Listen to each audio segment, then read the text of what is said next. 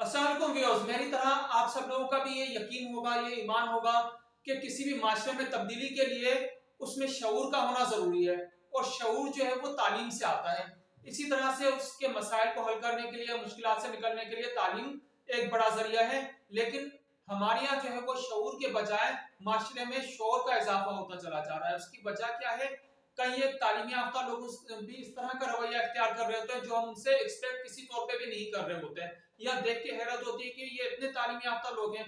मसलन हमारे माशरे में कई एक इखलाकी बुराइयों में भी तालीम याफ्ता लोग भी मौजूद होंगे, गैर तालीम याफ्ता भी होंगे, लेकिन हम उनसे ये एक्सपेक्ट करते हैं कि उनके रवैये में, उनकी सोच में तब्दीली आ जाए। माशरे में अदम बर्दाश्त बढ़ती चली जा रही है।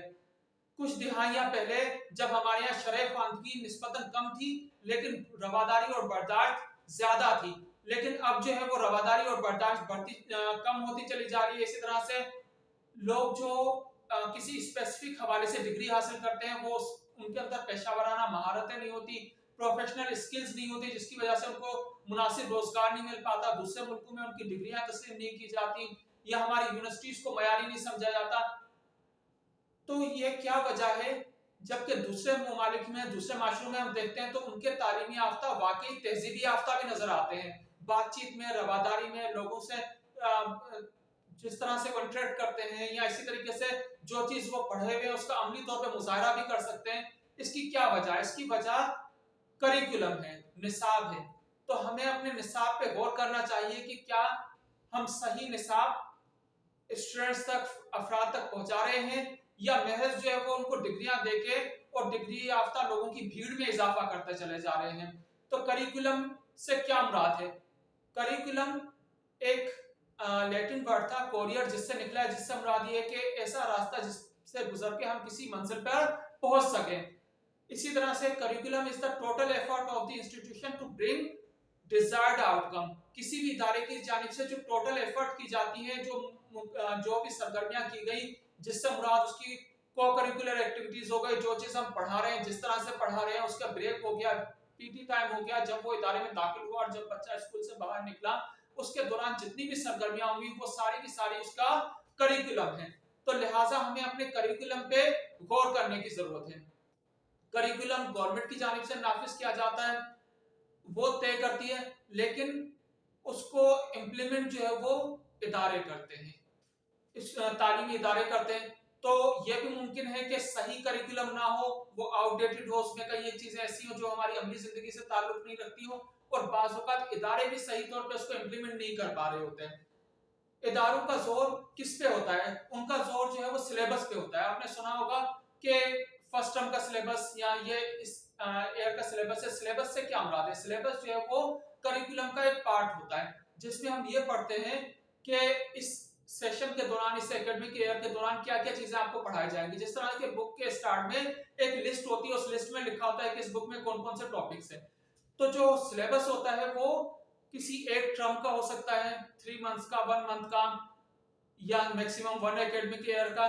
जबकि करिकुलम क्या होता है? करिकुलम से मुराद ये होती है कि जो भी चीज हमने उसके पढ़ने के लिए जो मैटर हमने मुंतखब किया, उस होल कोर्स के लिए, मसलन कोई अगर बच्चा मैट्रिक कर रहा है, SSC, secondary school certificate, graduation, intermediate, कोई भी वो कोर्स कर रहा है, एमबीबीएस, बीएड, तो उसके हवाले से जितनी भी बुक्स होंगी, जो भी मैटर होगा, वो सब का सब करिकुलम हो गया।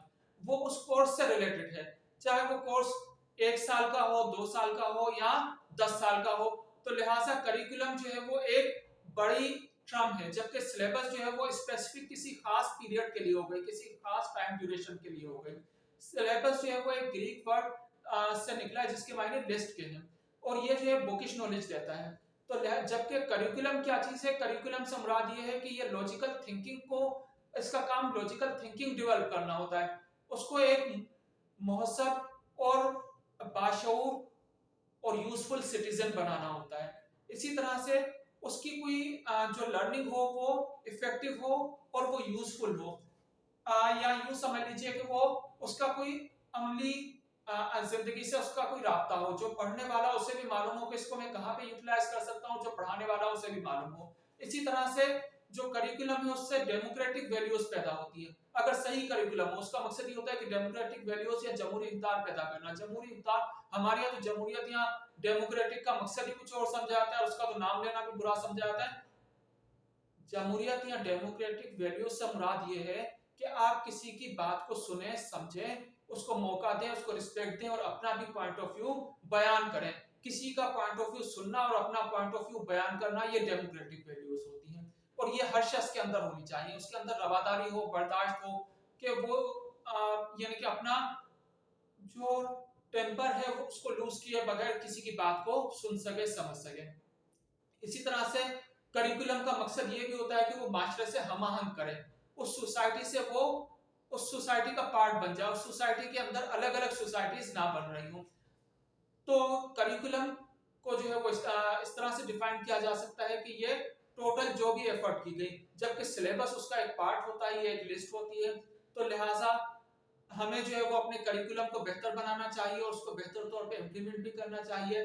अगर कोई इदारा बेहतर तौर पे करिकुलम को इम्प्लीमेंट नहीं कर रहा तो उसको चेक करने का एक तरीका बेंचमार्क है, जिसके हवाले से मैंने एक वीडियो बनाई है जिसका लिंक जो है डिस्क्रिप्शन में मौजूद है।